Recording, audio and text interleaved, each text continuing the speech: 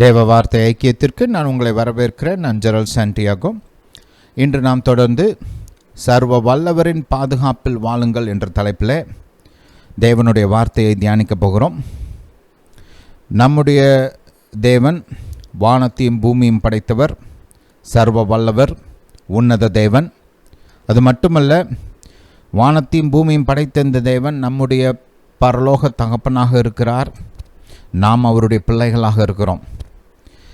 எப்படி ஒரு தாப்பன் தன் பிள்ளைகளை பாதுகாக்க விரும்புகிறாரோ, தன்னுடைய பிள்ளைகளுக்கு எந்த தீங்கும் நேரிடக்கூடாது என்று விரும்புகிறாரோ, அதே போல் நம்முடைய பரம தாப்பன் நமக்கு எந்த தீங்கும் நேரிடக்கூடாது என்று விரும்புகிறார். நம்மை கண்மணி போல் பாதுகாக்க அவர் விரும்புகிறார். இந்த உலகத்தில் அநேக ஆபத்துகள் இருக்கிறது. இந்த உலகத்தில் மனிதனுடைய பாவத்து நிமித்தமாக பிசாசு இருக்கிறான், அவன் சேனை இருக்கிறது, சாபம் இருக்கிறது, மரணம் இருக்கிறது, பொல்லாத மனிதர்கள் இருக்கிறார்கள். அதை தவிர்த்து இது கடைசி காலமாகவும் இருக்கிறது. ஆனால் இதன் மத்தியிலெல்லாம் வானத்தையும் பூமியும் படைத்த தேவன், சர்வ வல்லவர், உன்னத தேவன் நம்மை பாதுகாக்க விரும்புகிறார். தன்னுடைய பிள்ளைகளை எல்லா தீங்குக்கும் விலக்கி பாதுகாக்க விரும்புகிறார். தேவனுடைய இந்த பாதுகாப்பை நாம் எப்படி பெற்று அனுபவிக்க வேண்டும் என்பதை குறித்தது இந்த போதனை தொடர். இதை ஒவ்வொரு கிறிஸ்தவர்களும் கற்றுக்கொள்ள வேண்டும். இந்த கடைசி காலங்களில், இந்த ஆபத்து நிறைந்த உலகத்தில் நாம் ஒரு பாதுகாப்பான வாழ்க்கை எப்படி வாழ்வது, நாம் மட்டுமல்ல நம்முடைய குடும்பத்தார், நமக்கு உண்டான யாவும் எப்படி பாதுகாக்கப்பட வேண்டும் என்பதை கற்று அதை அனுபவிப்பதற்கு உதவி செய்யும் விதத்தில் இந்த போதனை தொடர் உங்களுக்கு அமையும். ஹல்லேலூயா, ஹல்லேலூயா டு ஜீசஸ். முதலாவது ஜெபிக்கலாம், அதுக்கப்புறம் நம்ம தேவ வார்த்தையை தியானிப்போம். பிதாவே, இயேசுவின் நாமத்தினால் வருகிறோம். தாப்பனே, நீர் வானத்தையும் பூமியும் படைத்தவர், சர்வ வல்லவர், உன்னத தேவன். பிதாவே, நீர் ஒருவர் மாத்திரமே எங்களை எல்லா தீங்குக்கும் விலக்கி பாதுகாக்க முடியும். நீர் ஒருவரே தூங்காமல் அயராமல் எங்களை பாதுகாக்கிறவர். உம்முடைய கரத்தில் நீர் எங்களை பொறித்து வைத்திருக்கிறபடியால் ஸ்தோத்திரம். எங்களுடைய மதில்கள் உமக்கு முன்பாக எப்போதும் இருக்கிறபடியால் ஸ்தோத்திரம். தாப்பனே, நீர் எங்களை காண்கிற தேவனாக, எங்களை பாதுகாக்கிற தேவனாக இருக்கிறபடியால் ஸ்தோத்திரம். பிதாவே, உம்முடைய பாதுகாப்பை குறித்து நீர் எங்களுக்கு போதிக்க வேண்டுமா ஜெபிக்கிறோம். உம்முடைய வார்த்தைகளை எங்களுக்கு கற்றுத்தர வேண்டுமா ஜெபிக்கிறோம். பிதாவே, உம்முடைய ஞானம், புத்தி, அறிவு, வெளிச்சத்தினால் எங்களை நிரப்ப வேண்டுமா ஜெபிக்கிறோம். பிதாவே, இந்த காலத்தில் எங்களுக்கு தேவையான சரியான வார்த்தைகளை கொடுக்க வேண்டுமா ஜெபிக்கிறோம். எங்கள் வாழ்க்கைக்கு தேவையான பதில்களை வெளிப்படுத்த வேண்டுமா ஜெபிக்கிறோம். பிதாவே, உம்முடைய பலத்த கரத்தை நீட்டி என்னுடைய சத்தத்தை கேட்டுக்கொண்டு ஒவ்வொருவருக்கும் எந்த இடத்துல உதவி தேவையோ அந்த இடத்துல உதவி செய்ய வேண்டுமா ஜெபிக்கிறேன். தாப்பனே, உம்முடைய நன்மைகளும் உம்முடைய ஆசீர்வாதங்களும் உம்முடைய காருண்யமும் அவர்கள் வாழ்வில் வெளிப்படட்டும். அவர்களுக்கு தேவையான அந்த உதவி வெளிப்படட்டும். பிதாவை, நீங்கள் அப்படியே செய்கிறபடியால் ஸ்தோத்திரம். பிதாவை, எங்கள் ஜெபத்தை கேட்டு பதில் கொடுத்தபடியால் ஸ்தோத்திரம். இயேசுவின் நாமத்தினால் பிதாவே, ஆமென். ஹல்லேலூயா, ஹல்லேலூயா டு ஜீசஸ். சரி, இப்போது நாம் இந்த ஊழியத்திற்கென்று காணிக்கைகள் பெற்றுக்கொள்ளப் போகிறோம். இந்த ஊழியத்தை ஆதரிக்க விரும்புகிறவர்கள் உங்களுடைய இந்த ஸ்க்ரீனில் இந்த ஊழியத்தோட பேங்க் இன்ஃபர்மேஷன் மற்றும் QR கோடு இருக்கும். அதை பயன்படுத்தி நீங்கள் காணிக்கைகளை அனுப்பலாம். இந்த காணிக்கைகளை நாம் தேவனுடைய வார்த்தையின் மீது விசுவாசம் வைத்து நாம் கர்த்தருக்கென்று கொடுக்க வேண்டும். அப்படி செய்யும்போது நம்முடைய வாழ்க்கையில் பெரிய அறுவடை உண்டாகும். இன்று நாம் குறிப்பாக ஒரு வசனத்தை தியானித்து விசுவாசத்தோடு தேவனுக்கென்று காணிக்கைகளை கொடுக்க போகிறோம். வாசிப்போம். 2 கொரிந்தியர் 9ஆம் அதிகாரம் 8ஆம் வசனம். இங்கே கர்த்தர் நமக்கு கொடுக்கிறவர்களுக்கு, சந்தோஷமாய் கொடுக்கிறவர்களுக்கு எப்படிப்பட்ட நன்மைகளை செய்கிறார் என்று வேதம் நமக்கு இந்த வசனத்தின் மூலமாக போதிக்கிறது. அதை கொஞ்சம் பார்ப்போம். ஹல்லேலூயா டு ஜீசஸ். இந்த வசனத்தில் இருக்கிற ஒவ்வொரு வார்த்தையும் கவனிங்க. கர்த்தருடைய இருதயத்தையும் மன விருப்பத்தையும் வெளிப்படுத்துகிற வார்த்தைகளாக இருக்கிறது. ஒவ்வொரு வார்த்தையும் முக்கியம். அதனால் ஒவ்வொரு வார்த்தையும் கவனமாக வாசிங்க, கவனமாக கேளுங்க. ஹல்லேலூயா. 8ஆம் வசனத்தை சேர்ந்து வாசிப்போம். மேலும் நீங்கள் எல்லாவற்றிலும், சொல்லுங்கள் எல்லாவற்றிலும், சிலவற்றிலும் சொல்லலை, எல்லாவற்றிலும் சொல்லுது இல்லையா? ஹல்லேலூயா. எப்பொழுதும், ஒரு சில சமயங்களில் மட்டும் இல்லை, எப்பொழுதும். நம்ம இங்கே பார்த்துருப்பீங்க, ஒரு சிலர் பார்த்திங்கன்னா மாதம் ஆரம்பத்தில் அப்படி டாம் டூம் செலவு பண்ணுவாங்க, ரைட்? ஹல்லேலூயா. மாதத்தின் மத்தியில் கொஞ்சம் கையடக்கமாக செலவு பண்ணுவாங்க, ரைட்? மாத கடைசியில் வந்து பார்த்திங்கன்னா ஒன்றுமே இல்லைன்றுவாங்க. பொதுவாக நாங்கள் வேலை பார்க்குற காலத்துலலாம் பசங்க வந்து இப்போ கடைசி மாத கடைசியில் பொதுவாக பேசுகிற வார்த்தைகள், பிரதர் மந்த் எண்டு ப்ரோ, காசு கையில் இல்லை, பர்ஸு காலியாக இருக்குது, அக்கௌண்ட்டில் பணம் இல்லை, ரைட்? இப்படி பசங்க பேசுகிறது வந்து வழக்கம். ஏன்னா பொதுவாக இப்போ பார்த்திங்கன்னா ஆரம்பத்தில் அப்படி ஆகும் இப்படி ஆகணும் பயங்கரமாக செலவு பண்ணுவாங்க. ஆனால் அந்த மாத கடைசின்னு வரும்போது மந்த் எண்டு ப்ரோ, ரைட், அப்படி சொல்கிறது வழக்கம், ரைட்? ஹல்லேலூயா. ஆனால் வேதம் என்ன சொல்லுகிறது? எப்பொழுதும், ரைட்? நாம் வந்து எல்லாவற்றிலும், எல்லா காரியங்களிலும் எப்பொழுதும் சம்பூர்ணமுடையவர்களாயும், சொல்லுங்கள் சம்பூர்ணமுடையவர்களாயும். சம்பூர்ணம்னா அபண்டன்ஸ், ரைட்? அபண்டன்ஸ்னால் நம்ம தேவைக்கெல்லாம் மிஞ்சி இன்னும் அதிகமாக இருக்கிறது தான் abundance. Hallelujah. Hallelujah to Jesus. அப்போ கர்த்தர் வந்து நமக்கு எப்பெல்லாம் சம்பூர்ணம் உண்டாகணும்னு விரும்புகிறாரு? எப்பொழுதும். மாத ஆரம்பத்துலேயும் சரி, மாதத்தின் நடுவுலையும் சரி, மாதத்தின் கடைசிலையும் சரி, எப்பொழுதும் நம்மளுக்கு சம்பூரணம் உண்டாக வேண்டும் என்று தேவன் விரும்புகிறார். நம்ம கையில் எப்பொழுதுமே பணம் இருக்க வேண்டும் அப்படின்னு தேவன் விரும்புகிறார், ரைட்? அது மட்டும் இல்லை, சம்பூரணம் வந்து எல்லா காரியங்களிலும் நமக்கு உண்டாக வேண்டும் என்று தேவன் விரும்புகிறார். ஒரு சில வாரங்களுக்கு முன்பாக நம்ம பார்த்தோம், இந்த வசனத்தை பார்த்தோம் இல்லையா? போன வாரம்னு தான் நினைக்கிறேன், இல்லை அதுக்கு முந்தின வாரமாக இருக்கும். ஆபிரகாமை கர்த்தர் சகல காரியங்களிலும் ஆசீர்வதித்திருந்தார் என்பதை குறித்து பார்த்தோம். இங்கே அதே பாயிண்ட்டு தான் சொல்லப்படுது, வேறு விதமாக சொல்லப்படுது. இதுதான் தேவனுடைய இருதயம் பாருங்கள். நம்ம எல்லாவற்றிலும் ஆசீர்வதிக்கப்பட்டிருக்கணும், எல்லா நேரத்திலும் ஆசீர்வதிக்கப்பட்டிருக்கணும், நமக்கு எப்போதுமே சம்பூரணம் உண்டாக வேண்டும். ஹல்லேலூயா. நம்மளுக்கு சம்பூர்ணம் உண்டாகிறது மட்டுமல்ல, கவனிங்க, அடுத்து சகலவித நற்கிரியைகளிலும், சொல்லுங்கள் சகலவித, ஒரு சில நற்கிரியைகள் மட்டும் சொல்லலை, சகலவித, சொல்லுங்கள் சகலவித நற்கிரியைகளிலும் பெருகுகிறவர்களாயும் இருக்கும்படியாக. அதாவது நம்முடைய தேவைகளில் நம்ம தேவைகள் சந்திக்கப்படுது, எப்பொழுதும் எல்லாவற்றிலும் நம்மளுக்கு சம்பூர்ணம் உண்டாயிருக்குது. அது மட்டும் இல்லை, மற்றவர்களுக்கு நாம் நன்மை செய்ய, ரைட்? மற்ற விசுவாசிகளுக்கு, சபைக்கு, ஊழியங்களுக்கு, ஏழைகளுக்கு, விதவைகளுக்கு, ரைட்? இப்படி எல்லாருக்கும் நன்மைகள் செய்ய, மக்களுக்கு ப்ராக்டிக்கலான விதத்தில் நம்ம உதவிகள் செய்ய, ரைட்? இப்படி சகலவித நற்கிரியைகளிலும் பெருகுகிறவர்களாய் நாம் இருக்கும்படியாக, சொல்லுங்கள்.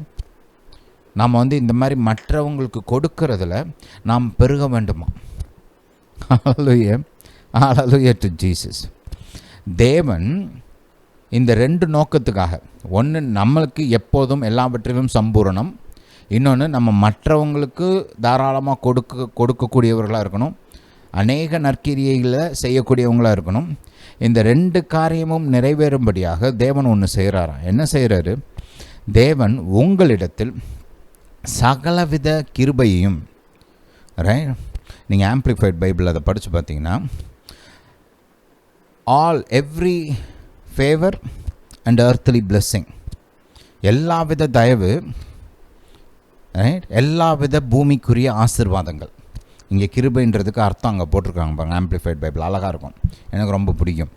தேவன் உங்களிடத்தில் சகலவித கிருபைகளையும், சகலவித தயவையும், சகலவித பூமிக்குரிய ஆசீர்வாதங்களையும் பெருகச் செய்ய வல்லவராயிருக்கிறார். ஹல்லேலூயா. இந்த ஆசீர்வாதம் எப்போ நம்ம லைஃப்பில் ஆக்டிவேட் ஆகுதுன்னா, நாம் சந்தோஷமாய் கொடுக்கிறவர்களாக இருக்கும்போது. ஹல்லேலூயா.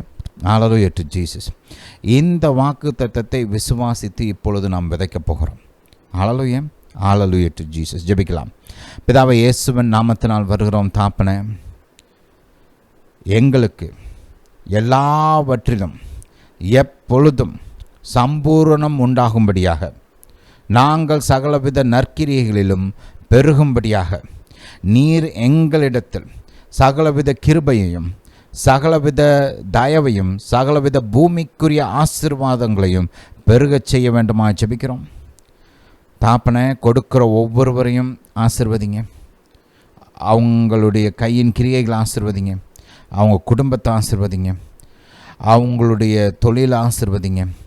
இந்த மக்களுக்கு ஒரு பெரும் அறுவடையை நீங்கள் கட்டளையிட வேண்டுமா ஜெபிக்கிறேன். இவங்களுடைய பொருளாதாரத்தில் பெருக்கம் உண்டாகட்டும், வருமானத்தில் பெருக்கம் உண்டாகட்டும், ஐஸ்வர்யத்தில் பெருக்கம் உண்டாகட்டும். தாப்பனை பெருக்கத்தின் அற்புதங்களை இந்த மக்களுக்கு நீர் செய்ய வேண்டுமா ஜெபிக்கிறேன். அது மட்டுமல்ல தாப்பனை, இவங்களுக்கு நிலங்களை நீர் கட்டளையிட வேண்டுமா ஜெபிக்கிறேன். நீங்கள் அப்படியே செய்கிறபடியால் ஸ்தோத்திரம். இவர்களுடைய கடன் பிரச்சனைகள் குறைந்து ஒன்றுமில்லாமல் போகட்டும். கடன் பிரச்சனைகள் முற்றுமாய் அழிந்து போகட்டும். பணத்தின் காரியங்களில் விடுதலை உண்டாகட்டும். தாப்பனை உம்முடைய சித்தத்தை செய்ய, பணத்தின் காரியங்கள் உமக்கு கீழ்ப்படிய இவங்களுக்கு விடுதலை உண்டாகட்டும். ஹalleluya to Jesus. Hallelujah to Jesus. Praise you Father. Praise you Jesus. இயேசுவே, நீர் பெரியவர். வானத்தையும் பூமியும் படைத்த தேவன், ஆபிரகாமின் தேவன், ஈசாக்கின் தேவன், எல்ஷடாய் தேவன், இந்த மக்களை ஆசீர்வதிக்க வேண்டுமா ஜெபிக்கிறேன். பிதாவை, நீங்கள் அப்படியே செய்கிறபடியால் ஸ்தோத்திரம். இயேசுவின் நாமத்தினால் பிதாவே, ஆமென். ஹalleluya. Hallelujah to Jesus. கர்த்தர் நம்முடைய ஜெபத்தை கேட்டிருக்கிறார். உங்களை பலமாய் ஆசீர்வதித்திருக்கிறார். ஹalleluya. உங்கள் வாழ்க்கையில் நிச்சயமாக பெருக்கம் உண்டாகும். பணத்தின் காரியங்களில் அற்புதங்கள் நடைபெறும். ஹalleluya to Jesus. சரி, இப்போது நம்முடைய டெக்ஸ்ட்டை வாசிக்கலாம். முதலாவதாக ஆதியாகமம் 3 வசனங்களை நம்ம டெக்ஸ்ட்டாக எடுத்துருக்கிறோம். ஆதியாகமம் 15ஆம் அதிகாரம் 1ஆம் வசனத்தை வாசிப்போம். இந்த காரியங்கள் நடந்த பின்பு கர்த்தருடைய வார்த்தை ஆபிரகாமுக்கு தரிசனத்திலே உண்டாகி, அவர், ஆபிரகாமே, நீ பயப்படாதே, நான் உனக்கு கேடகமும் உனக்கு மகா பெரிய பலனுமாய் இருக்கிறேன் என்றார். என்ன ஒரு ஆசீர்வாதம் இல்லை. ஆபிரகாம் ஒரு பெரிய யுத்தத்தை முடிச்சுட்டு வந்திருக்கிறாரு. சுற்றி இருக்கிற ராஜாக்கள்லாம் இவர் செஞ்ச காரியத்தை பார்த்துருக்குறாங்க. இப்போ இவருக்கு ஒரு ஆபத்தான சூழ்நிலை இருக்குது. ரைட். ஒரு சிலர் இந்த ஆள் பெரியவராயிருவாருன்னு பொறாமப்பட்டு தாக்கக்கூடியவங்க இருக்கிறாங்க. Right. Hallelujah. Hallelujah to Jesus. இவர் தாக்கின அந்த தேசங்கள் இவரை திரும்ப தாக்குறதுக்கான வாய்ப்புகள்லாம் இருக்குது. இப்படி பல விதங்களில் இவருக்கு ஆபத்து வரக்கூடிய சூழ்நிலை இருக்குது. அந்த சூழ்நிலையில் தான் கர்த்தர் சொல்கிறாரு, நான் உனக்கு கேடகமும் உனக்கு மகா பெரிய பலனுமாக இருக்கிறேன். ஹalleluya. Hallelujah to Jesus. சரி, சங்கீதம் 3 முதல் 3 வசனங்களை வாசிப்போம். இது தாவீது தன்னுடைய கஷ்டத்தின் நேரத்தில், தன்னுடைய வாழ்க்கைக்கு ஆபத்து இருக்கிற அந்த காலத்தில் பேசின ஒரு அருமையான சங்கீதம். அப்சலோமும் இஸ்ரவேலின் கோத்திரங்கள் எல்லாம் சேர்ந்து தாவீதுக்கு விரோதமாக திரும்பி அவருக்கு விரோதமாக யுத்தம் செய்கிற அந்த நாட்களில் எழுதப்பட்ட சங்கீதம்.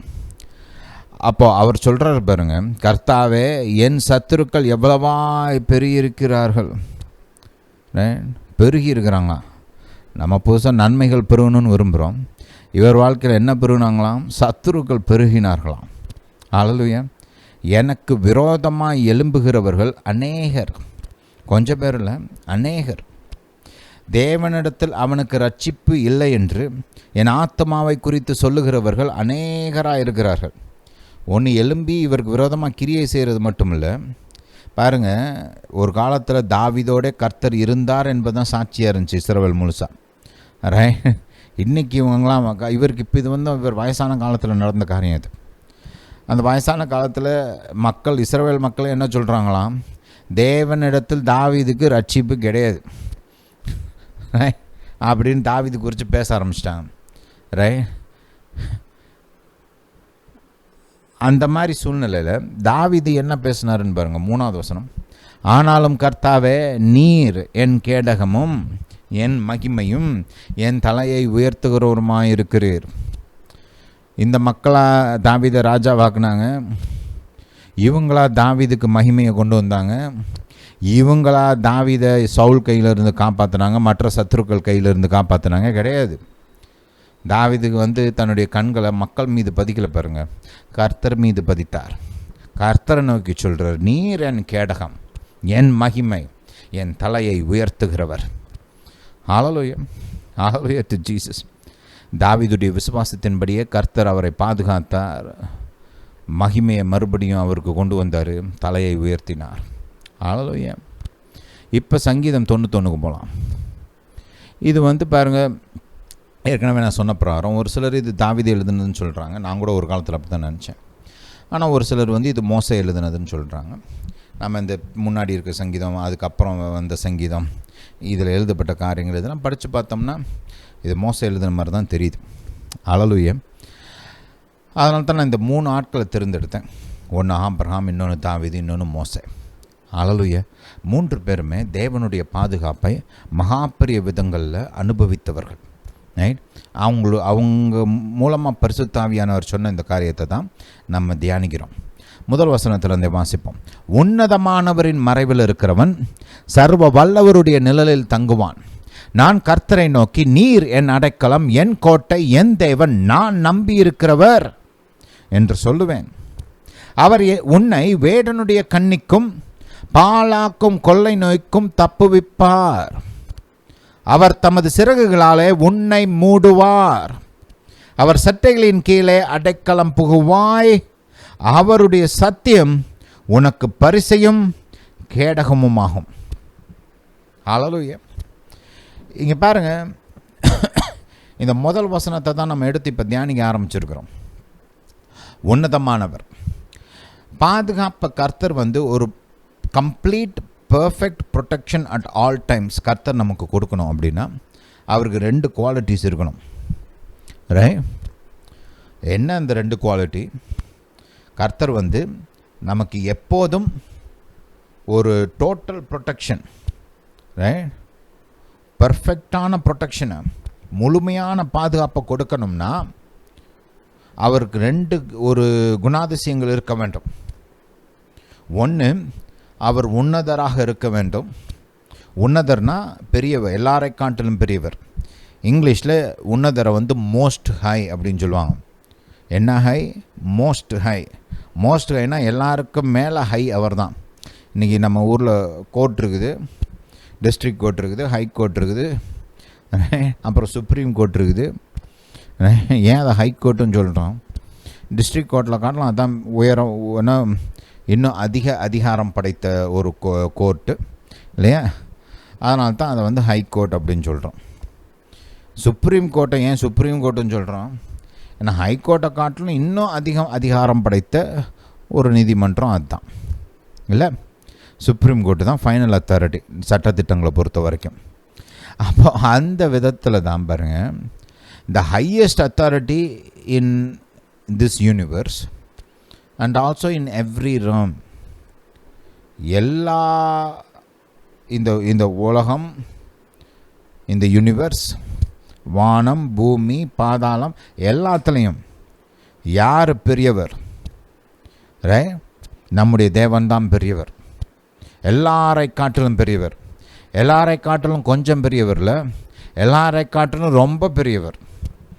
ஹல்லேலூயா. ஏனிலாம் இல்லை, ராக்கெட்டு கூட பத்தாது. இங்கே ராக்கெட் விட்டாலும் போய் எட்ட முடியாது. யாராவது நம்மளால் ராக்கெட் அனுப்ப முடியுமா இங்கேருந்து பரலோகத்துக்கு, தேவன் இருக்கிற இடத்துக்கு? முடியாது. ஒரு நாள் நான் ஈலான் மஸ்கோட ஒரு இன்டர்வியூ கேட்டேன் பாருங்க. அவர் சொல்லிகிட்டு இருந்தார் பாருங்கள், இந்த யூனிவர்ஸ்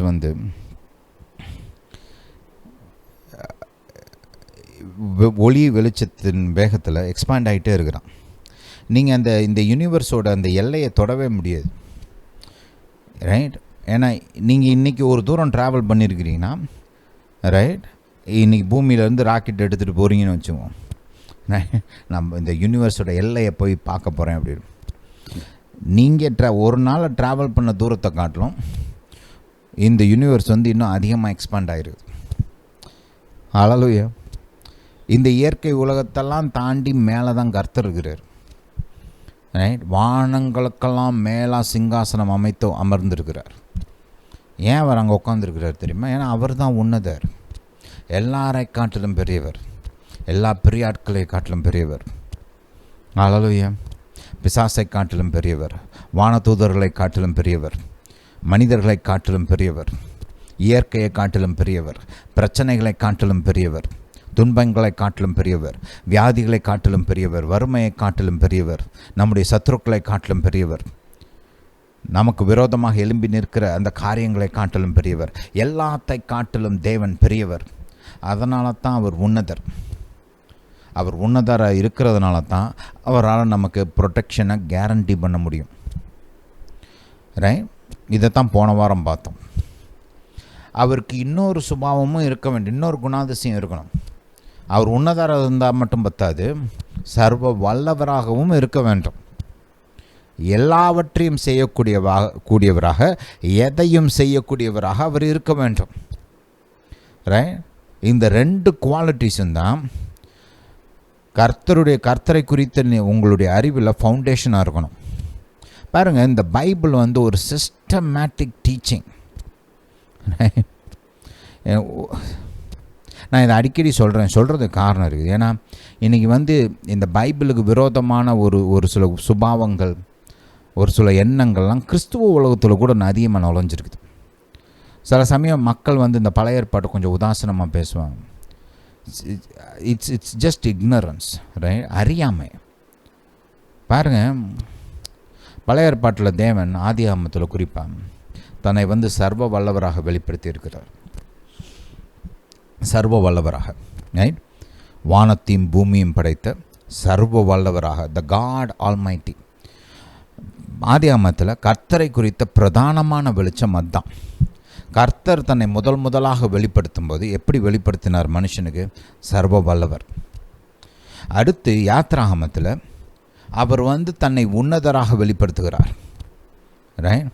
பார்வோனை காட்டிலும் பெரியவர், பார்வோன் வழிபட்ட தெய்வங்களை காட்டிலும் பெரியவர், அந்த தேசத்தின் வல்லமை, அவர்களுடைய சேனைகள், அவருடைய பணபலம், அவருடைய அறிவு, ஆற்றல், எல்லாத்தை காட்டிலும் பெரியவராக தன்னை வெளிப்படுத்தினார். ரைட்? இன்னொரு வகையில் சொல்லணும்னா தன்னை உன்னதராக, த மோஸ்ட் ஹை, ரைட்? அந்த விதத்தில் தன்னை வெளிப்படுத்தினார். இந்த 2 வெளிப்பாடுகளும் தான் கர்த்தரை குறித்த மற்ற வெளிப்பாடுகளுக்கெல்லாம் அடித்தளம். ரொம்ப முக்கியமான வெளிப்பாடுகள் இது. 2ம் கர்த்தரை குறித்து உண்மையாக இருந்தால் தான் நம்ம எந்த சூழ்நிலையிலையும் கர்த்தரை விசுவாசிக்க முடியும். இப்போ பாருங்கள், இப்போ நம்ம வாழ்க்கையில் பொதுவாக நம்ம ஒரு சில பிரச்சனைகள் உண்டாகுதுன்னு வச்சுக்கோம். ரைட்? யாரால் இந்த பிரச்சனையை தீர்க்க முடியும், இந்த பிரச்சனையை தீர்க்கிறதுக்கு யாரால் உதவி செய்ய முடியும் நம்ம யோசிப்போம் இல்லையா? இப்போ ஒரு சிலரால் சில பிரச்சனைகளை தீர்க்க முடியும். இப்போ பாருங்கள், நீங்கள் உங்கள் வார்டு கவுன்சிலர் இருக்கிறாருன்னு வச்சுக்கோங்க. ரைட்? உங்கள் வார்டு கவுன்சிலர்கிட்ட எதுக்கு போவீங்க? ஏதாவது தண்ணி பிரச்சனை, ரோடு பிரச்சனை, ஏரியாவில் ஏதாவது தொந்தரவு அப்படின்னு லோக்கல் மேட்டர்னால் கவுன்சிலர்கிட்ட போவீங்க. ஏன்? அந்த காரியங்களை தீர்த்து வைக்கிறதுக்கு அவருக்கு அதிகாரமும் இருக்குது, பொறுப்பும் இருக்குது இல்லையா? அல்லேலூயா. இதே இது இன்னும் கொஞ்சம் பெரிய லெவல் ப்ராப்ளம் அப்படின்னா என்ன பண்ணுவீங்க? மேயர்கிட்ட போவீங்க, இல்லை எம்எல்ஏட்ட போவீங்க, இல்லை அங்கே இருக்கிற கலெக்டர்கிட்ட போவீங்க. ஏன்னா அவங்களுடைய அதிகாரம் இன்னும் கொஞ்சம் அதிகம், அவங்களால இன்னும் கொஞ்சம் பெரிய பிரச்சனைகளை தீர்க்க முடியும். ரைட்? இல்லை ஸ்டேட் லெவலில் பெரிய ப்ராப்ளமாக இருக்குது அப்படின்னா கவுன்சிலர்கிட்ட போய் பிரயோஜனம் கிடையாது, எம்எல்ஏட்ட போயும் பிரயோஜனம் கிடையாது, கலெக்டர்கிட்ட போயும் பிரயோஜனம் கிடையாது. ஏன்னா அவங்களுக்கு அதிகாரம் இருக்குது, ஆனால் அவங்களுடைய அதிகாரம் லிமிட்டட். ரைட்? அவங்களுடைய திறன் அவங்களுக்கு கொடுக்கப்பட்ட அதிகாரமும் ஆளுகையும் அந்த பவரும், ரைட், அது லிமிட்டட் இல்லையா? அப்போது ஸ்டேட் லெவலில் பெரிய ப்ராப்ளம் அப்படின்னா நீங்கள் யார்கிட்ட போகணும்? சீஃப் மினிஸ்டர்கிட்ட போனால் தான் உண்டு இல்லையா? அப்போ சீஃப் மினிஸ்டர்கிட்ட போவீங்க, இல்லைனா ஸ்டேட் லெவல் மினிஸ்டர்கிட்ட போவீங்க. ரைட்? ஏன்னா அவங்களுக்கு இன்னும் கொஞ்சம் நிறைய அதிகாரம் இருக்குது, அவங்களால அந்த மாதிரி பிரச்சனைகளை சால்வ் பண்ண அவங்களுக்கு வல்லமை இருக்குது, பவர் இருக்குது இல்லையா? இது தேசிய அளவில் பிரச்சனை அப்படின்னா சீஃப் மினிஸ்டராலையும் ஒன்றும் பெருசாக செய்ய முடியாது இல்லையா? தேசிய அளவு பிரச்சனைனா நீங்கள் யார்கிட்ட போகணும்? ஒன்று சென்ட்ரல் மினிஸ்டர்ஸ்கிட்ட போகணும், இல்லை பிரைம் மினிஸ்டர்கிட்ட போகணும் இல்லையா? அல்லேலூயா. ஏன்னா அவங்களால தான் அந்த தேசிய அளவில் இருக்கிற காரியங்களை சரி பண்ணக்கூடிய அதிகாரமும் வல்லமையும் இருக்குது, அவங்கள்ட்ட தான் இருக்குது. ரைட்? இது இன்டர்நேஷ்னல் லெவல் ப்ராப்ளம்ஸ்னு வச்சுக்கோங்களேன், எல்லாராலையும்லாம் அதை சால்வ் பண்ண முடியாது. ரைட்? ஒரு சின்ன தேசத்து பிரதம மந்திரியோ இல்லை ஒரு ஜனாதிபதியாலேயோ இன்டர்நேஷ்னல் ப்ராப்ளம்லாம் சால்வ் பண்ண முடியாது. ஏன்னா அவங்களுக்கு வந்து அவ்வளோ வல்லமை கிடையாது. அப்போ இன்டர்நேஷ்னல் லெவல் ப்ராப்ளம்ஸ்லாம் தீர்க்கணும்னா இந்த பெரிய தேசங்களின் அதிபதிகள் இருக்கிறாங்க, அதிபதிகள், பிரைம் மினிஸ்டர், ரைட். இப்போ பார்த்தீங்கன்னா இப்போ தேசத்தில் பெரிய பவர்ஸ்னால் யார்? America, China, Russia. இப்போ இந்தியாவும் பெரிய வல்லரசு ஆகிட்டு இருக்குது. இன்றைக்கி வேர்ல்டில் 5th லார்ஜஸ்ட் எக்கனாமி நம்ம எக்கனாமி தான் இல்லையா? நம்முடைய படையும் நம்மளுக்கும் நல்ல ஒரு ஸ்ட்ராங் ஆர்மிலாம் இருக்குது. அப்போ நம்முடைய தேசமும் இப்போ அப்படி வந்துகிட்ருக்குது, அந்த வல்லரசு ஸ்டேஜுக்கு வந்துகிட்ருக்குது, ரைட். அப்போ நம்மள மாதிரி பெரிய தேசங்களுக்கு வந்து கொஞ்சம் நிறைய வாய்ஸ் இருக்குது. இப்போ ஒரு சின்ன தேசத்து அதிபதியோ பிரைம் மினிஸ்டராலேயோ இன்டர்நேஷ்னல் ப்ராப்ளமாக சால்வ் பண்ண முடியாது. அவங்க பேச்சை யாரும் கேட்க மாட்டாங்க, ரைட். ஆனால் இப்போ பெரிய தேசத்து அதிபதிகள் வந்து கூப்பிட்டாங்க, இல்லை அவங்க தலையிட்டாங்கன்னா அப்போ அதுக்கு வந்து ஒரு மரியாதை இருக்குது இல்லையா? ஏன்னா அவங்களுக்கு வல்லமை ஜாஸ்தி, பணம் பலமும் ஜாஸ்தி, ரைட், மிலிட்ரி பவரும் ஜாஸ்தி. அதனால் அவங்க பேச்சுக்கு மரியாதை ஜாஸ்தி இருக்கும் இல்லையா? ஹல்லேலூயா. அந்த மாதிரி தான் பாருங்கள், யாரால் எதை செய்ய முடியும்னு ஒன்று இருக்குது. நான் வாழ்க்கையில் எந்த சூழ்நிலையிலையும் எப்போதும் தேவனை விசுவாசிக்கணும் அப்படின்னா அவருக்கு வந்து எந்த லிமிட்டேஷனும் இருக்கக்கூடாது, ரைட். அவருடைய வல்லமைக்கு எந்த லெவலையும் லிமிட் இருக்கக்கூடாது. லிமிட் இருந்துச்சுன்னா அவரை வந்து நான் எல்லா நேரத்துலையும் நம்ப முடியாது இல்லையா? ஹல்லேலூயா. இப்போ இயேசுவை எடுத்துக்கோங்க, அவருக்கு வியாதியை தீர்க்கிறதுக்கு மட்டும்தான் வல்லமை இருக்குது அப்படின்னா ஒரு ஆள் உயிரோடு இருக்கிற வரைக்கும் மட்டும்தான் அவரை நம்ப முடியும். ஆனால் மரணத்தின் மீதும் அவருக்கு வல்லமை இருக்குது அப்படின்னா, ரைட், ஒரு ஆள் மரித்தா கூட அவரை நம்பலாம் நம்ம, ரைட். எவிரோட பிள்ளையை பார்க்குறோம், நாயின் அந்த விதவையின் மகனை பார்க்குறோம், லாசருவை பார்க்குறோம் இல்லையா, ரைட். அவங்க மரித்து போனதுக்கப்புறமும் கர்த்தர் அவங்கள உயிரோடு எழுப்புறார். ஏன்னா நம்முடைய கர்த்தர் சர்வ வல்லவர். ஹல்லேலூயா. அவருடைய வல்லமைக்கு லிமிட் கிடையாது. எப்பையும் பாதுகாக்க முடியும், யார் கையில் இருந்தும் பாதுகாக்க முடியும், என்னன்னாலும் செஞ்சு பாதுகாப்பார். இதெல்லாம் இந்த பார்த்தீங்கன்னா ஆதியாகமம் முதல் பக்கத்தில் ஆரம்பித்து யாத்திராகமம் 14 வரைக்கும் இந்த காரியங்கள் பலமாய் சித்தரிக்கப்படுகிறது. பல்வேறு விதங்களில் கர்த்தர் 2 காரியத்தை வெளிப்படுத்துகிறார். நான் உன்னதர், நான் சர்வ வல்லவர்.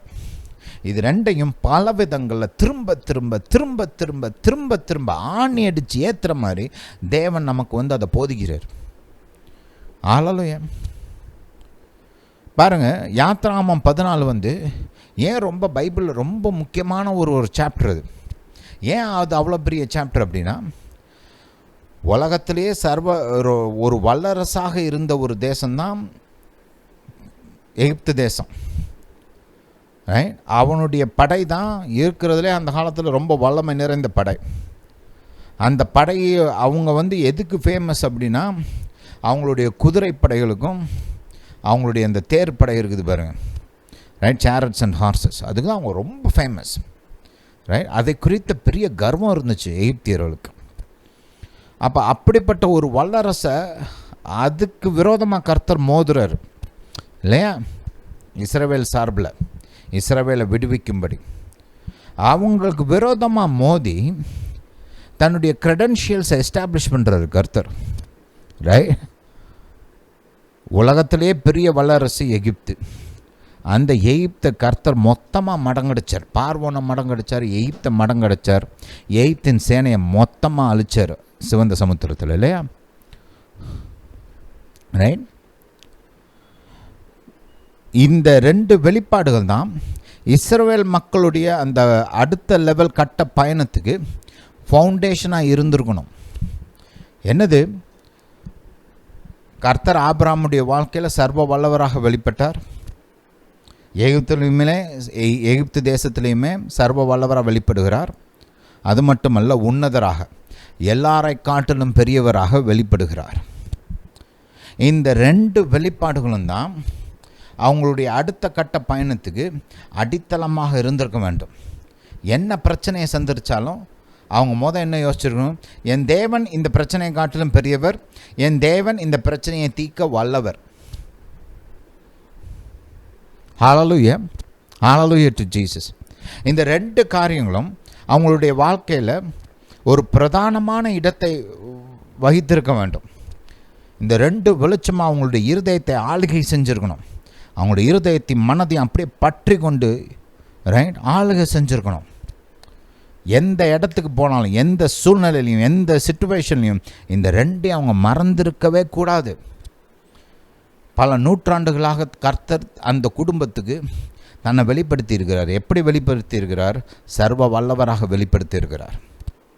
நான் உங்களுக்கு அதுக்கு ஒரு சில சாட்சி வசனங்கள் நான் இப்போ கொடுக்க போகிறேன். ரைட், ஏன்னா இதை நான் சும்மா சொல்லிக்கிட்டே இருக்கிறேன்னா என்னமோ நானாக சொல்கிறேன்னு நினச்சிடக்கூடாது.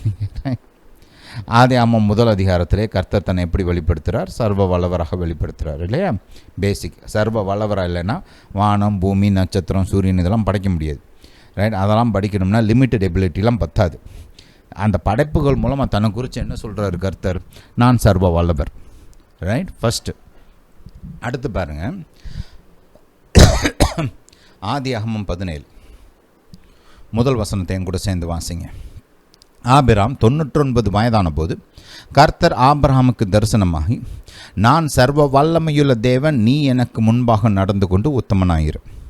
ரைட், இதுதான் கர்த்தர் தன்னை குறித்து ஆபிரகாமுக்கு கொடுத்த வெளிப்பாடு. ரைட், அதுக்கப்புறம் அவருடைய வாழ்க்கையை குறித்து அநேக வாக்குத்தத்தங்களையும் திட்டங்களையும் அறிவிக்கிறார். அவர் என்ன சொல்கிறார்னா, சர்வ வல்லவராகிய நான் இந்த வாக்குத்தத்தங்களெல்லாம், இந்த திட்டங்களையெல்லாம் உன் வாழ்க்கையில் நான் நிறைவேற்றுவேன் அப்படின்னு சொல்கிறார். ரைட், சரி. இப்போ 28ஆம் அதிகாரம் போங்க. ஆதியாகமம் 28. இங்கே நம்ம பார்க்குறோம், ஈசாக்கு யாக்கோபை ஆசீர்வதிக்கிறார். எப்படி ஆசீர்வதிச்சார்னு கொஞ்சம் பாருங்கள்.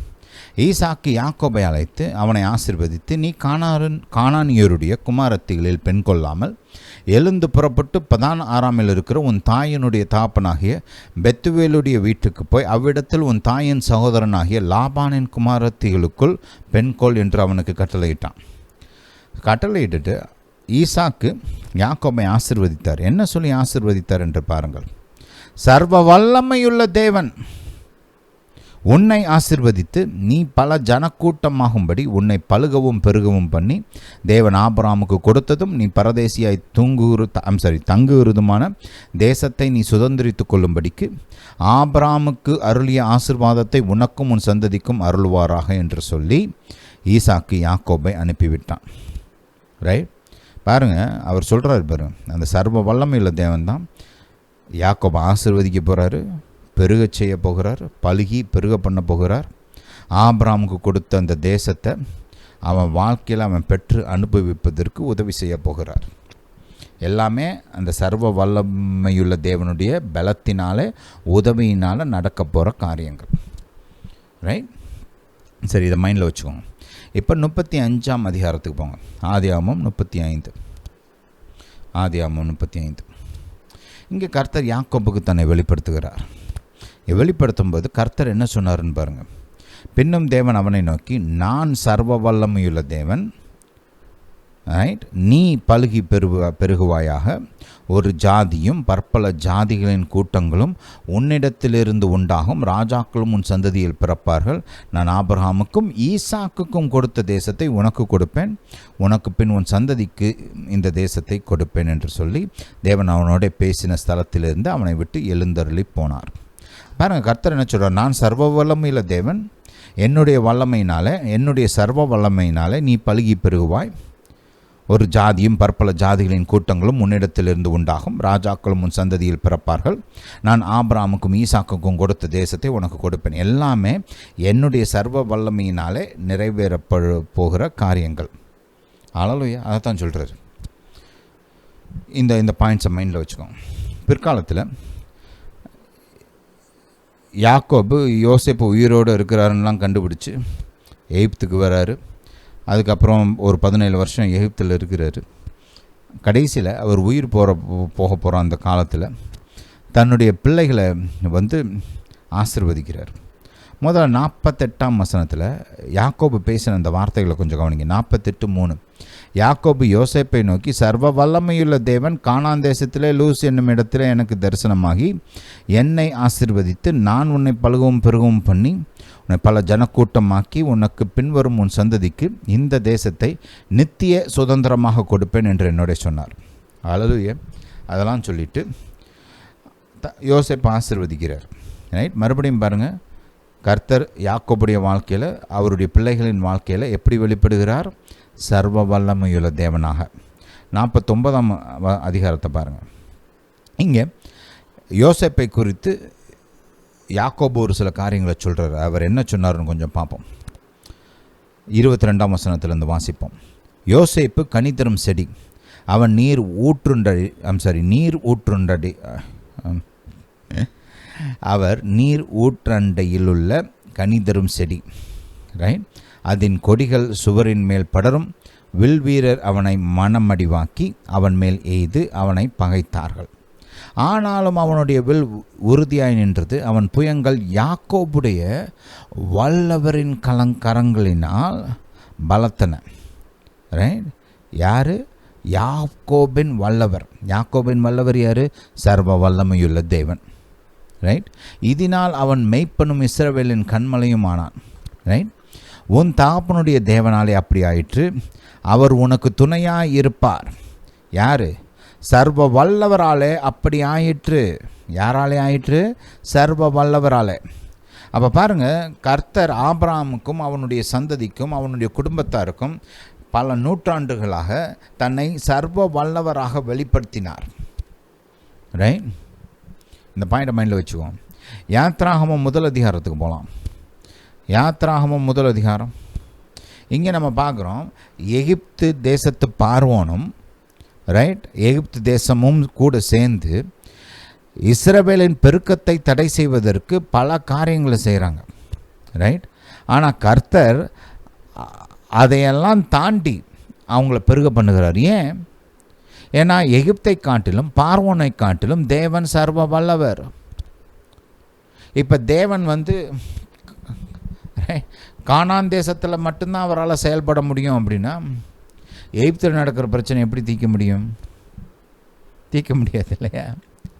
இல்லை, கர்த்தருடைய வல்லமை ஓரளவுக்கு தான் அப்படின்னா எகிப்து மாதிரி ஒரு வல்லரசை என்ன செய்ய முடியும்? ஒன்றும் செய்ய முடியாது இல்லையா?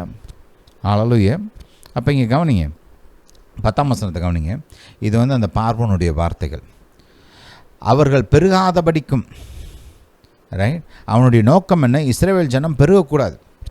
அதை தடுக்கிறதுக்கு அவன் வேலை பார்க்குறான். ரைட். 12ஆம் வசனத்தை கவனிங்க. அப்போ பார்வோனும் எகிப்து தேச மக்களும் சேர்ந்து இஸ்ரவேல் மக்களுடைய பெருக்கத்தை தடுக்க திட்டம் போட்டு வேலை செய்தார்கள். 12ஆம் வசனத்தை கவனிங்க. ஆனாலும் அவர்களை எவ்வளவு ஒடுக்கினார்களோ அவ்வளவாய் அவர்கள் பலுகி பெருகினார்கள். ஹல்லேலூயா. இது பெரிய காரியம் பாருங்க. ஒரு பெரிய வல்லரசு, அந்த வல்லரசின் சக்கரவர்த்தி பார்வோன், அவங்க சேர்ந்து ஒரு மக்களை பெருகக்கூடாதுன்னு தடுக்கிறாங்க, முயற்சிகள் இறங்குறாங்க. அதையும் தாண்டி கர்த்தர் அவங்கள பெருக செய்கிறார். என்ன நடக்குதுங்க? 2 காரியத்தை கர்த்தர் இதன் மூலமாக வெளிப்படுத்துகிறார். ஒன்று, நான் சர்வ வல்லமையுள்ள தேவன். என்னால் எந்த இடத்துலையும் எந்த சூழ்நிலையிலையும் எப்படிப்பட்ட எதிர்ப்பின் மத்தியிலையும் என்னால் நான் சொன்ன வார்த்தையை நிறைவேற்ற முடியும். இவ்வளோ எதிர்ப்பு இருக்குது. ரைட். ஒரு பெரிய வல்லரசும் அந்த சக்கரவர்த்தியும் எதிர்த்து நிற்கிறாங்க. இவங்கெல்லாம் அடிமைகளாக இருக்கிறாங்க. வாழ்க்கை பூரா கசப்பு, வாழ்க்கை பூரா கடினம். ஆனால் அதன் மத்தியிலையும் கர்த்தர் சர்வ வல்லவராக தன்னை வெளிப்படுத்தி அவர் கொடுத்த அந்த வாக்கு தத்தத்தை, நான் உன்னை பெருகச் செய்து ஒரு பெரிய ஜாதியாக்குவேன் அப்படின்னு ஆபிரகாமுக்கும் யாக்கோபுக்கும் கொடுத்த அந்த வாக்கு தத்தத்தை அப்படிப்பட்ட ஒரு கடினமான சூழ்நிலையில் அவர் நிறைவேற்றி காமிக்கிறார். ஹல்லேலூயா. Hallelujah to Jesus. அது மட்டும் இல்லை, இன்னொரு காரியத்தை காமிக்கிறார். இந்த பார்வோனை காட்டிலும் இந்த எகிப்து தேசத்தை காட்டிலும் நாம் பெரியவர். அவன் என்ன தடுக்கிறது? அவனை காட்டிலும் பெரியவராக நான் சொல்கிறேன், நீ பழுகு, நீ பெருகு. ஹல்லேலூயா. இந்த 2 வெளிப்பாடுகளும் அதி முக்கியம். தேவன் உன்னதர், தேவன் சர்வ வல்லவர். ரைட்.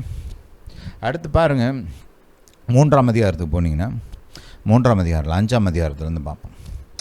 இதை நான் இன்னொரு இடத்துல சொல்லியிருக்கிறேன், இருந்தாலும் இதை சொல்கிறது இந்த இடத்துல தகும், அதனால் சொல்கிறேன்.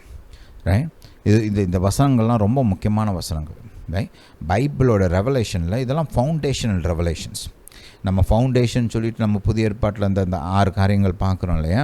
எபிரேயர் 6ஆம் அதிகாரம் 2ஆம் வசனம் 3ஆம் வசனத்துலாம் இருக்குது. ரைட்? அதெல்லாம் நான் போச்சிருக்கிறேன். ரைட்? அதெல்லாம் ரொம்ப முக்கியம் கிறிஸ்துவ வாழ்க்கைக்கு. That's the foundational doctor. ஆனால் தேவனை குறித்த மொத்த வெளிப்பாட்டுக்கும் ஃபவுண்டேஷன் இருக்குது. அந்த ஃபவுண்டேஷன் என்ன? அந்த 5 புஸ்தகம் ஆதி ஆகமத்தில் ஆரம்பித்து கர்த்தர் தன்னை குறித்து படிப்படியாக பல விதங்களில் வெளிப்படுத்த ஆரம்பிக்கிறார். அப்படி அவர் நமக்கு வெளிப்படுத்தி காண்பித்த அந்த அவரை குறித்த அந்த முக்கியமான வெளிச்சங்கள் என்ன அப்படின்னு பார்த்தோம்னா, தேவன் சர்வ வல்லவர், உன்னதர், எல்லாரை காட்டிலும் பெரியவர். இது ரெண்டும் ரொம்ப ரொம்ப முக்கியமான வெளிப்பாடுகள். இதன் அடிப்படையில் தான் மற்ற எல்லாமே. இப்போ நீங்கள் ஒரு வியாதியை சந்திக்கிறீங்க, அது காய்ச்சல் தலைவலி அப்படின்னா உங்கள் டாக்டரே சரி பண்ணிடுவாங்க இல்லையா? 2 மாத்திரை எழுதி கொடுப்பாங்க, நீங்களும் சாப்பிட்ருவீங்க, அது சரியாக போகும். இல்லை மிஞ்சி போனால் ஒரு ஊசியை போடுவாங்க, சரியாக போகும் இல்லை? ஆனால் ஒரு சில வியாதிகள் ஃபேட்டல் டிசீசஸ் அப்படின்னு சொல்கிறோம், இல்லை இன்க்யூரபிள் டிசீசஸ் அப்படின்லாம் சொல்கிறோம். அப்போ அதெல்லாம் பார்த்திங்கன்னா டாக்டராலையுமே ஒன்றும் செய்ய முடியாது. அவங்க என்ன தான் முயற்சி பண்ணாலும் அவங்களுடைய அந்த திறமைக்கும் அறிவுக்கும் ஞானத்திற்கும் மிஞ்சின காரியங்கள்லாம் இருக்குது இல்லையா? ஸோ அவங்க மனுஷனாக இருக்கிறதுனால அவங்களுடைய எபிலிட்டி இதெல்லாம் லிமிட்டட். ஆனால் தேவன் பாருங்கள், உன்னதர், பெரியவர், சர்வ வல்லவர். அவருக்கு லிமிட்டேஷன்லாம் கிடையாது. அவர் எதையும் குணமாக்குவார். தலைவலியும் போக்குவார், கேன்சரையும் குணமாக்குவார், பிபியும் சரி பண்ணுவார், ஹார்ட் டிசீஸையும் சரி பண்ணுவார். புரியுதா? நம்முடைய தேவனுடைய எபிலிட்டிக்கு மிஞ்சினதுன்னு எதுவுமே கிடையாது. எந்த வியாதியும் அவரை காட்டிலும் பெரிய காரியம் கிடையாது. எந்த வியாதியை காட்டிலும் நம்முடைய தேவன்தான் பெரியவர். இப்போ யெகோவா ராஃபான்ற நாமத்துக்கு ஏன் வல்லமை இருக்குது? ஏன்னா யார் யெகோவா ராஃபா? சர்வ வல்லவரும் எல்லாரை காட்டிலும் பெரியவராக இருக்கிற தேவன் யெகோவா ராஃபா. அதனால தான் பாருங்கள், என்ன வியாதினாலும் சரி, எந்த சிச்சுவேஷன்னாலும் சரி, எவ்வளவு முத்தி போயிருந்தாலும் சரி, ரைட், டாக்டர்கள் கைவிட்டிருந்தாலும் சரி, மருந்து மாத்திரை ட்ரீட்மெண்ட் இல்லைனாலும் சரி, எல்லா வியாதிகளையும் காட்டிலும் பெரியவர், எந்த வியாதியையும் குணமாக்கக்கூடிய சர்வ வல்லவர் நம்முடைய தேவனாக யெகோவா ராஃபாவாக இருக்கிறபடினால நமக்கு நம்பிக்கை உண்டு, நாம் குணமடைய முடியும். இப்போ புரியுதா இந்த 2 வெளிப்பாடுகளோட முக்கியத்துவம்? இப்போ இஸ்ரவேல் மக்களை நீங்கள் கொஞ்சம் கற்பனை பண்ணி பாருங்கள். அவங்க கானான் தேசத்துடைய எல்லைக்கு வராங்க, இந்த உளவாளிகள் போய் பார்த்துட்டு வராங்க. அப்போ இந்த 2 சரியாக உளவு பார்த்தவங்களை விட்டுருவோம் இப்போதைக்கு, ரைட்? காலேபு யோசுவாவை கொஞ்சம் இப்படி தள்ளி இப்படி ஒதுக்கி வச்சுருவோம் இப்போதைக்கு. இந்த 10 பேர் சொன்ன காரியங்களை கொஞ்சம் கவனிப்போம். இவங்க என்ன சொல்கிறாங்க? வான அளவுக்கு உயரமான கோட்டை சுவர்கள் அங்கே இருக்குது, அந்த நகரங்களை சுற்றி இருக்குது, ரைட்? ஏனேக்கின் குமாரர்களாகிய ராட்சதர்கள் அங்கே இருக்கிறாங்க, ரைட்? அங்கே பெரிய சேனைகள்லாம் இருக்குது, ரொம்ப ஆண்டு காலமாக அங்கே குடியிருக்கிற இந்த இடத்துல குடியிருக்கிற ஜனங்கள்லாம் இருக்கிறாங்க, ஆல்ரெடி செட்டில் ஆகிருக்கிறாங்க. அவங்களுடைய சேனைகள்லாம் ரொம்ப பலமுள்ளவங்களாக இருக்குது, ஆட்கள்லாம் ரொம்ப உயரமாக இருக்கிறாங்க, ரைட்? பொதுமக்கள் கூட எல்லாருமே நம்மளை காட்டிலும் உயரமாக இருக்கிறாங்க. ராட்சதர்கள் தனி, பொதுமக்கள் கூட பைபிள்லேயே போட்டிருக்கு பாருங்க, ரைட்? ஏமோஸ் எழுதின புஸ்தகத்தில் கேதுரு மரத்தை போல் உயரமும், ரைட், இந்த ஓக் ட்ரீன்னு சொல்லுவாங்க இல்லையா, அதை போல் பலமும் உள்ள மனிதர்கள் அந்த கானான் தேசத்தில் இருந்தாங்களாம், ரைட்? அப்போது இதுதான் அவங்க ரீசனாக சொல்கிறாங்க, நம்மளால் இந்த தேசத்தை கைப்பற்ற முடியாது, ஏன்னா நம்முடைய சத்துருக்கள் இந்த விதமாக இருக்கிறாங்க, அவங்களுக்கு இப்படிப்பட்ட பாதுகாப்புலாம் இருக்குது, அதனால் நம்மளால் இந்த தேசத்தை சுதந்திரிக்க முடியாது அப்படின்னு அவங்க காரணம் சொல்கிறாங்க. இப்போ இந்த 2 வெளிச்சத்தின் இந்த 2 நாமங்களின் வெளிச்சத்தின் அடிப்படையில் நம்ம அவங்க சொன்ன காரியங்களெல்லாம் பார்ப்போம், ரைட்? அந்த வான அளவுக்கு ஏற்ற மதிர்ச்சுவர்கள் இருக்குது. அதை பார்க்குறப்ப அவங்க என்ன நினச்சிருக்கணும்? சர்வ வல்லவர் என் தேவன், உன்னதர் என் தேவன், என் தேவன் இந்த கோட்டை சுவரை காட்டிலும் பெரியவர், என் தேவன் இந்த கோட்டையை தகர்க்க வல்லவர். இந்த 2 வெளிச்சத்தின் அடிப்படையில் தான் அவங்க அந்த மதில் சுவரை பார்த்துருக்கணும். நீங்கள் ஒரு காரியத்தை பார்க்கும்போது அது எப்படி இன்டர்பிரட் பண்ணுறீங்கன்றது ரொம்ப முக்கியம். நம்ம பார்க்குறோம், தாவீதும் கோலியாத்தை பார்த்தான். தாவீதும் கோலியாத் பேசுகிற அதே வார்த்தைகளை கேட்குறான். மற்ற இஸ்ரவேல் மக்கள் சவுல், யோனத்தான், ஆப்னர் மற்றும் தாவீதின் மற்ற சகோதரர்கள், இஸ்ரவேலின் மற்ற வீரர்கள், இவங்களும் அதே ஆளத்தான் பார்க்குறாங்க, அதே வார்த்தையை தான் கேட்குறாங்க. ஆனால் அவங்க 2 பேருமே வேறு வேறு விதமாக கோலியாத்தை பார்க்குறாங்க. ஏன்னா கர்த்தரை குறித்த வெளிப்பாடு தாவீதுக்கு இருந்துச்சு. தாவீது என்ன யோசித்தான்? இவன் என்னை காட்டிலும் பெரியவனாக இருக்கிறான், பலசாலியாக இருக்கிறான், என்னை காட்டிலும் பயங்கரமான ஆயுதம்லாம் வச்சுருக்கிறான். ஆனால் இவனை காட்டிலும் பெரியவர் என் கூட இருக்கிறாரு. இவனை கொல்ல, இவனை வீழ்த்த வல்லவராக என் தேவன் இருக்கிறாரு. அதனால் என்னால் இவனை வீழ்த்த முடியும். அப்படித்தான் தாவீது கோலியாத்தை பார்க்குறான். ரைட்? என் தேவன் இவன் இந்த கோலியாத்தை காட்டிலும் பெரியவர். இவன் என்ன காட்டிலும் பெரியவனாக இருக்கலாம், ஆனால் இந்த கோலியாத்தை காட்டிலும் என்னுடைய தேவன் பெரியவர். இவன் என்னை காட்டிலும் வல்லவனாக இருக்கலாம், ஆனால் இவனை காட்டிலும் வல்லவர் என்னுடைய சர்வ வல்லமையுள்ள தேவன். தாவீது அப்படி தான் பார்த்தான். அதனால தான் தாவீதால் கோலியாத்தை கொல்ல முடிஞ்சு. ரைட்? அந்த அரக்கர்கள் அவங்க பார்த்தப்ப என்ன யோசிச்சிருக்கணும்? இவங்க பெருசாக இருக்கிறாங்க, ஆனால் இவர்களை காட்டிலும் பெரியவர் என் தேவன். என் தேவன் உன்னதர். என் தேவன் எல்லாரை காட்டிலும் பெரியவர். என் தேவன் இந்த அரக்கர்களை காட்டிலும் பெரியவர். இவங்க வல்லவர்களாக இருக்கலாம், ஆனால் இவர்களை காட்டிலும் பெரிய தேவன் என் தேவன் சர்வ வல்லவர். ஹல்லேலூயா. அதனால் என்னால் இவங்களை வீழ்த்த முடியும். அப்படி தான் அவங்க யோசிச்சு வந்துருக்கணும். அந்த படைகளை பார்க்குறாங்க, அந்த ராஜாக்களை பார்க்குறாங்க, அவங்களுடைய உயரத்தை பார்க்குறாங்க, அவங்க பலத்தை பார்க்குறாங்க, அவங்க ஆயுதங்களை பார்க்குறாங்க. சரி, இதெல்லாம் பார்க்குறாங்க. ஆனால் பார்த்தப்போ இவங்க என்ன யோசிச்சிருக்கணும்? சிவந்த சமுத்திரத்தில் எகிப்தின் சேனையே கவிழ்த்து போட்ட தேவன் என் தேவன். இந்த சேனையை காட்டிலும் பெரியவர் என் தேவன். பார்வோனை காட்டிலும் பெரியவர் என் தேவன். பார்வோனை வீழ்த்திய தேவன் இந்த சேனைகளையும் வீழ்த்துவார். இவங்க என்ன காட்டிலும் பெரியவங்களாக இருக்கலாம், ஆனால் என் தேவன் இவர்களை காட்டிலும் பெரியவர். என் தேவன் உன்னதர். இவங்க பெரிய பலமுள்ள சேனையாக இருக்கலாம், ஆனால் இவங்களை காட்டிலும் பலமுள்ளவர் என் தேவன். என் தேவன் சர்வ வல்லவர். பாதை இல்லாத இடங்களில் பாதையை உருவாக்கினவர். வானத்தையும் பூமியும் தன்னுடைய கரத்தினால் உருவாக்கினவர். தன்னுடைய வார்த்தையினாலே உருவாக்கினவர். பார்வோனை மடங்கடித்த தேவன் என் தேவன். என் தேவன் இவர்களையும் மடங்கடிப்பார். அப்படித்தான் அவங்க பார்த்துருக்கணும். சரி, அந்த விதமாக பார்த்துருந்தா அவங்களுக்கு நிச்சயமாக வெற்றி உண்டாயிருக்கும். ஹல்லேலூயா. நான் எதுக்கு இதெல்லாம் உங்களுக்கு எடுத்து காமிக்கிறேன் அப்படின்னா, இந்த 2 வெளிப்பாடுகளும் தான் உங்களுடைய பாதுகாப்புக்கு முக்கியம். ரைட்? உங்களுடைய தெய்வீக சுகத்துக்கும் இதுதான் முக்கியம், உங்களுடைய பாதுகாப்புக்கும் இந்த 2 வெளிப்பாடுகள் தான் அடிப்படை. They are the foundation for your faith, for God's protection. Right? தேவன் என்னை பாதுகாப்பார் என்று நீங்கள் விசுவாசிப்பதற்கு இந்த 2 வெளிப்பாடுகள் தான் அஸ்திபாரமாக இருக்கிறது. என் தேவன் சர்வ வல்லவர். என்ன காரியமாக இருக்கட்டும் அதிலிருந்து பாதுகாக்க என் தேவன் வல்லவர்.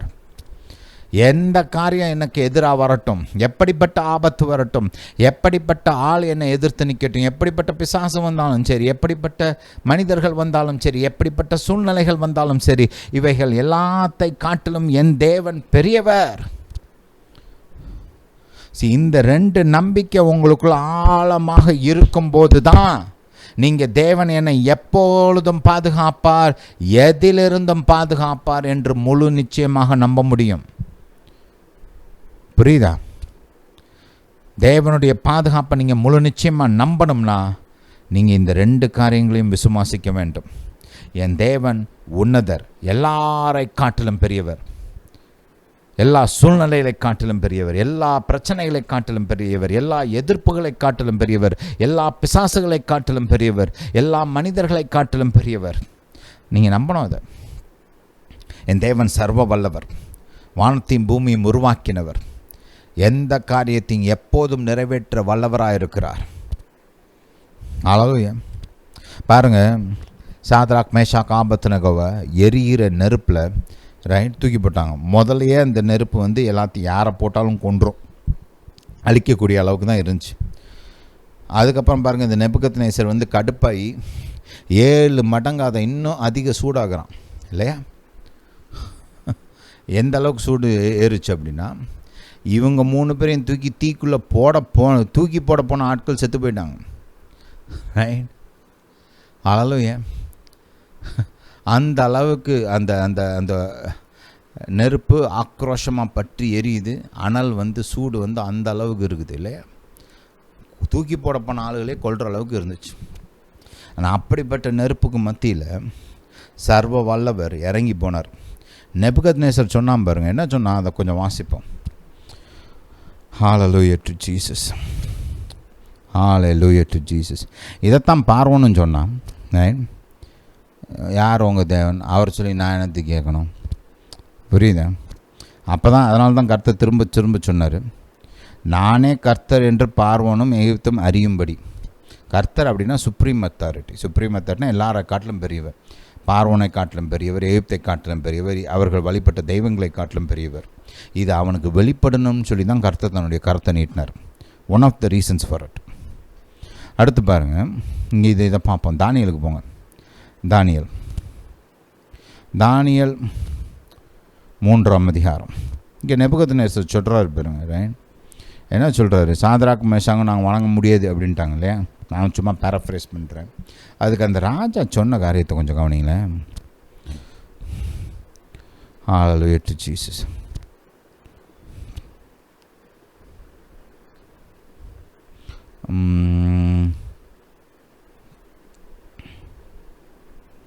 ஓகே, 15ஆம் வசனத்தை பார்ப்போம். இப்போதும் எக்காலம், நாகசுரம், கிண்ணரம், வீணை, சுரமண்டலம், தம்புரு முதலான சகலவித கீத வாத்தியங்களின் சத்தத்தையும் நீங்கள் கேட்கும்போது தாள விழுந்து நான் பண்ணி வைத்த சிலையை பணிந்து கொள்ள ஆயத்தமாயிருந்தால் நல்லது. பணிந்து கொள்ளாதிருந்தால் அந்நேரமே எரிகிற அக்கினி சூளையின் நடுவில் போடப்படுவீர்கள். ரைட்? ஆனால் அவன் அங்கே நிப்பாட்டில் பாருங்க. அதுக்கப்புறம் இன்னொரு ஸ்டேட்மெண்ட் சொல்கிறான், அதை கொஞ்சம் கவனிங்க. உங்களை என் கைக்கு தப்புவிக்க போகிற தேவன் யார் என்றான். நேபுகத்நேசருக்கு வந்து ஒரு பெருமை இருந்துச்சு. என்னென்னா, அவன் வந்து பல தேசங்களை கைப்பற்றினவன்.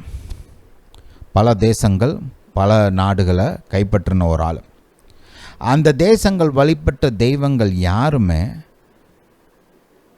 அவன் கைப்பற்றின தேசங்களை இவன் கையிலிருந்து காப்பாற்றினது கிடையாது. அந்த தேசத்தில் இருந்தவங்கலாம் தங்களுடைய தெய்வங்களை வழிபட்டாங்க. நேபுகத்நேசர் கையிலேருந்து எங்களை காப்பாற்றுங்க, வெற்றி கொடுங்கலாம் என்ன ஜெபிச்சு கேட்டாங்க. ஆனால் அவங்களுடைய தெய்வங்கள் அவங்கள காப்பாற்றலை. ரைட்? நீங்கள் இந்த சக்கரவர்த்திகளோட பேச்சிலெல்லாம் பார்க்கலாம். இவர் பேசுகிற பேச்சு இங்கே பாருங்கள். பின்னாடி இந்த அசிரிய ராஜா சென்னாக்கிரிபுன்னு ஒருத்தர் இருக்கிறான் பாருங்க, அவன் அப்படியே தான் சொல்கிறான் பாருங்க. நீ வந்து கர்த்தர் நம்பிக்கிட்டு இருக்காத, நான் இத்தனை தேசங்களை கைப்பற்றிருக்கிறேன், அவங்க தெய்வங்களாலெல்லாம் அந்த தேசங்களை என் கையிலேருந்து காப்பாற்ற முடிஞ்சிச்சா அப்படின்னு கேட்குறான். அதே தான் இருந்தாலும் சொல்கிறாரு. இவங்க இந்த மாதிரி பெரிய பெரிய சக்கரவர்த்திகளுக்கெல்லாம் ஒரு பெருமிதம். நான் வந்து அந்த தேசத்தின் தெய்வங்களை காட்டிலும் பெரியவன் அப்படின்றது அவங்களுடைய எண்ணமாக இருந்துச்சு. ரைட்? அதனால தான் இவ்வளோ திமிராக பேசுகிறான். சொல்கிறத பாருங்களேன், உங்களை என் கைக்கு தப்புவிக்க போகிற தேவன் யார் என்றான். ரைட்? அப்போ கர்த்தர் வந்து இந்த ராஜாவுக்கு நான் உன்னை காட்டிலும் பெரியவன்றதை வெளிப்படுத்தும் விதமாக, ரைட், அங்கே அந்த அக்கினி சூளையில் தன்னுடைய தூதனை அனுப்பி, ரைட், அவங்கள காப்பாற்றுறார். ரைட்? ஹல்லேலூயா. இதை நம்ம கொஞ்சம் பார்ப்போம்.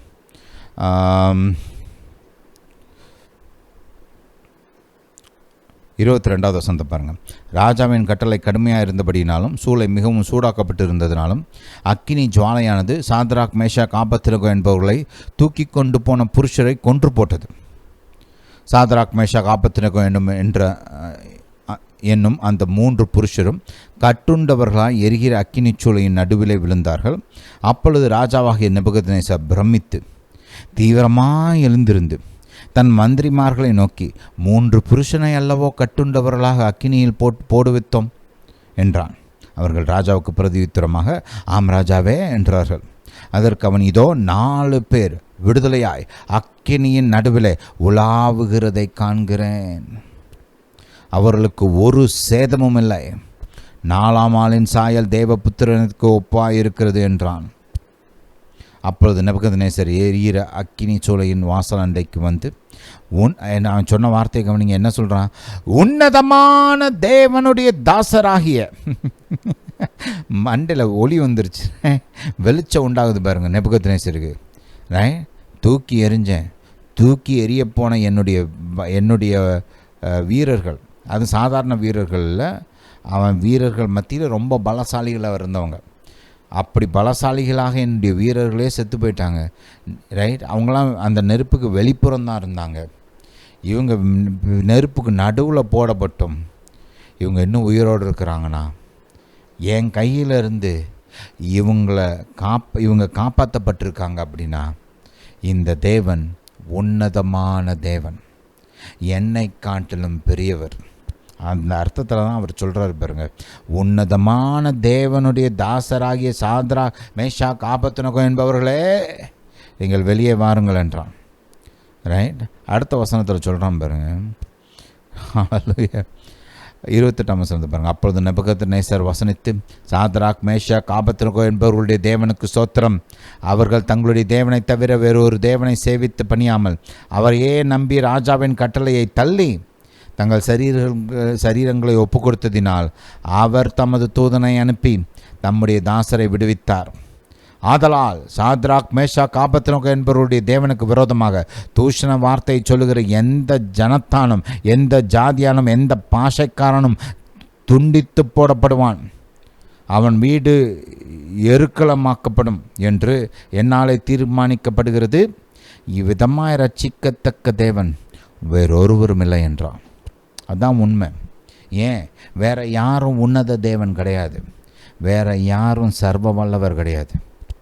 உன்னதமான தேவனால், எல்லாரை காட்டிலும் பெரியவரால் தான், சர்வ வல்லவரால் மட்டும்தான் இப்படி இந்த விதமாக தன்னுடைய ஜனத்தை பாதுகாக்க முடியும். ஹல்லேலூயா, ஹல்லேலூயா டு ஜீசஸ். இந்த வசனங்களெல்லாம் திரும்ப கேளுங்க. இப்போ கேட்டது மட்டும் இல்லாமல் இந்த வாரம்லாம் இந்த காரியங்களெல்லாம் திரும்ப கேளுங்க. நம்ம வாசித்த அந்த வசனங்கள்லாம் எடுத்து தியானித்து பாருங்கள். ஜெபத்தோடு தியானிங்க. கர்த்தர்கிட்ட கேளுங்க, கர்த்தாவே இதில் எனக்கு இன்னும் சொல்லிக் கொடுங்கன்னு கேளுங்க. உங்களுக்குள்ள தெய்வீக பாதுகாப்பை குறித்த ஒரு மாபெரும் வெளிச்சமும் விசுவாசமும் உண்டாகும். பெற்று அனுபவிக்கக்கூடிய திராணி உண்டாகும். ஹல்லேலூயா, ஹல்லேலூயா டு ஜீசஸ். சரி, இந்த காரியங்களெல்லாம் அடுத்த வாரம் தொடர்ந்து தியானிப்போம். உங்களுக்காக நான் ஜெபிக்க விரும்புகிறேன். பிதாவே, இயேசுவின் நாமத்தினால் வருகிறோம். தாப்பனே, என்னுடைய சத்தத்தை கேட்டுக்கொண்டிருக்கிற ஒவ்வொருவரையும் நீர் உம்முடைய பலத்த கரத்தை நீட்டி குணமாக்க வேண்டுமா ஜெபிக்கிறேன். எல்லாவித வியாதிகளும் வலி வேதனைகளும் இயேசுவின் நாமத்தினாலே இப்பொழுதே நீங்கி ஓடுவதாக. இந்த மக்களின் வாழ்க்கையில் சுபிட்சம் உண்டாகட்டும், செழிப்பு உண்டாகட்டும், உயர்வுகள் உண்டாகட்டும், பெருக்கம் உண்டாகட்டும். தாப்பனே, இந்த மக்களுடைய தேவைகள் சந்திக்கப்படட்டும், இவருடைய இருதயத்தின் விருப்பங்கள் நிறைவேற்றப்படட்டும். தாப்பனே, இவங்க ஆவி ஆத்மா சரீரத்தில் பலன் உண்டாகட்டும், மனதிலே சமாதானம் உண்டாகட்டும், ஆறுதல் உண்டாகட்டும். தாப்பனை, முன்னேறக்கூடிய பலன், மேற்கொள்ளக்கூடிய பலன், ஜெயிக்கக்கூடிய பலன், செழிக்கக்கூடிய பலன் உண்டாகட்டும். தாப்பனை, இவங்க ஒவ்வொருவரையும் கண்ணின் மணியைப் போல பாதுகாக்க வேண்டுமா ஜெபிக்கிறேன். இவர்கள் மீதும் இவர்கள் குடும்பத்தார் மீதும் இவர்களுக்கு உண்டான யாவற்றின் மீதும் உம்முடைய பரிபூர்ண பாதுகாப்பு உண்டாகட்டும். தாப்பனை, போக்கையும் வரத்தையும் பாதுகாத்து கொள்ளுங்க. எல்லா தீமைக்கும் விலக்கி பாதுகாத்து கொள்ளுங்க. இவங்களுக்கு விரோதமாக உருவாக்கப்படும் எல்லா ஆயுதங்களும் இயேசுவின் நாமத்தினால் வாய்க்காமலே போவதாக. தாப்பனை, இந்த மக்களை நீர் பாதுகாக்கிறபடியால் ஸ்தோத்திரம். தாப்பனை, இவர்களை ஆசீர்வதித்து பெருகச் செய்கிறபடியால் ஸ்தோத்திரம். பிதாவை, இவர்களை குணமாக்கினபடியால் ஸ்தோத்திரம். பிதாவை, எங்கள் ஜெபத்தை கேட்டு பதில் கொடுத்தபடியால் ஸ்தோத்திரம். இயேசுவின் நாமத்தினால் பிதாவே, ஆமென். ஹல்லேலூயா, ஹல்லேலூயா டு ஜீசஸ். நம்முடைய யூடியூப் சேனல் சப்ஸ்கிரைப் பண்ணுங்கள், வீடியோ லைக் பண்ணுங்கள், இந்த வீடியோவை ஷேர் பண்ணுங்கள். உங்கள் குடும்பத்தார், உற்றார், உறவினர்கள், நண்பர்கள், தெரிந்தவர்கள், உங்களுக்கு தெரிந்த ஊழியக்காரர்கள், உங்களுக்கு தெரிந்த விசுவாசிகள் எல்லாருக்கும் அனுப்பிச்சு வைங்க. அவங்களும் கேட்டு ஆசீர்வதிக்கப்படட்டும். கர்த்தர் உங்களை ஆசீர்வதிப்பார். ஹல்லேலூயா, ஹல்லேலூயா டு ஜீசஸ். இந்த போதனை கேட்டபடியால் நன்றி. கர்த்தர் உங்களை ஆசீர்வதிப்பாராக. நம்முடைய இயேசு ராஜா சீக்கிரம் வருகிறார்.